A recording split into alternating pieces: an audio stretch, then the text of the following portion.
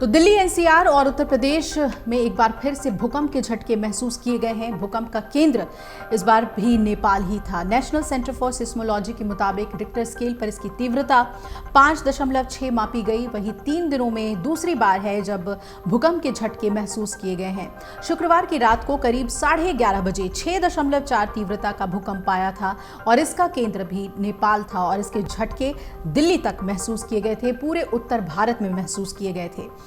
National centre for seismology के वैज्ञानिक संजय कुमार प्रजापति ने कहा कि नेपाल में 3 नवंबर को भूकंप आने के बाद अब तक 14 झटके आ चुके हैं, जिसे हम आफ्टर शॉक बोलते हैं, और ये अब तक की सबसे ज्यादा तीव्रता वाला भूकंप था। दिल्ली में 2 से 3 की इंटेंसिटी थी और 4.1 तीव्रता का भूकंप 6.4 का सबसे ज्यादा था।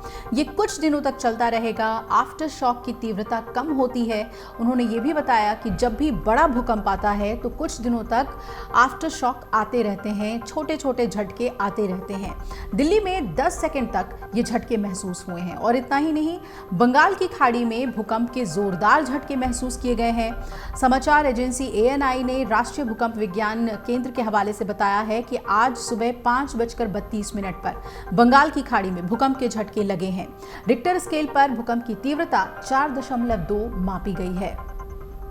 वहीं नेपाल में ही शुक्रवार को विनाशकारी भूकंप आया था और इसमें 153 लोगों की मौत हो गई। नेपाल में शुक्रवार आधी रात को इस भूकंप की तीव्रता 6.4 मापी गई और नुकसान इसलिए भी ज़्यादा हुआ क्योंकि ज़्यादातर लोग उस वक्त सो रहे थे। भूकंप का केंद्र काठमांडू से 500 किलोमीटर पश्चिम में जाजरकोट जिले में था और भूकंप के कारण नेपाल में सैकड़ों मकान नष्ट हुए, क्षतिग्रस्त हुए।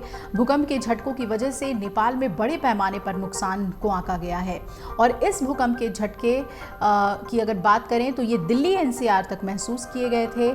यहाँ पर लोग सहम गए थे, लोगों ने फौरन अपने घर से बाहर निकले लोग। वहीं उत्तराखंड के पिथौरागढ़ जिले में कई इलाकों में सोमवार को 5.6 तीव्रता का भूकंप आया। हालांकि इसमें किसी तरह के नुकसान की सूचना नहीं है, जो सबसे बड़ी राहत की बात है। वहीं आपदा प्रबंधन कार्यालय ने यह बताया कि भूकंप का केंद्र नेपाल था और शाम 4:17 पर जिले के धारचूला, डीडीहाट और बंगापानी इलाके में भूकंप के झटके महसूस हुए।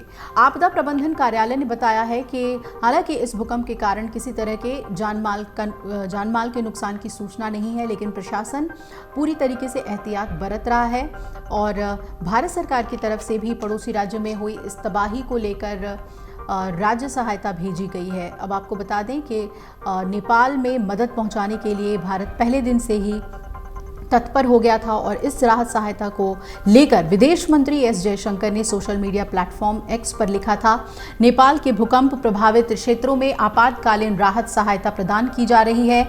पहले जो प्रतिक्रिया के रूप में भारत दवाएं और राहत सामग्री पहुंचा रहा है और प्रधानमंत्री नरेंद्र मोदी की पड़ोसी पहले की नीति को लेकर हम सक्रिय हैं, गंभीर हैं। नेपाल सरकार भी भूकंप में घायल होने वालों के बचाव और उपचार पर ध्यान दे रही है।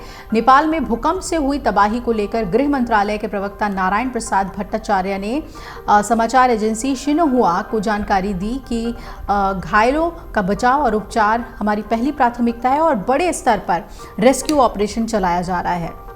अब आपको बता दें कि बीते सोमवार को यानी कि 6 नवंबर को दिल्ली NCR सहित उत्तर भारत में भूकंप के तेज झटके महसूस किए गए थे। दिल्ली NCR के अलावा उत्तर प्रदेश, झारखंड, बिहार और हरियाणा सहित कई राज्यों में तेज भूकंप आया। पिछले कुछ दिनों से उत्तर भारत में लगातार भूकंप के झटके महसूस हो रहे हैं। हाल ही में नेपाल के पश्चिमी हिस्से में जाजरकोट और उसके आसपास के इलाकों में 5.8 तीव्रता वाला भूकंप आया, जिसके चलते उत्तर भारत में भी झटके महसूस हुए और यहां शुक्रवार रात ही भूकंप आया था, जिसमें 153 लोगों की मौत हो गई थी और रिक्टर स्केल पर यह 6.4 था, जिसने भारी तबाही नेपाल में मचाई। अगर आप ये वीडियो YouTube पर देख रहे हैं तो हमारे चैनल को सब्सक्राइब करें और बेल आइकन को दबाना ना भूलें। अगर आप Facebook पर ये वीडियो देख रहे हैं तो हमारे पेज को लाइक करें।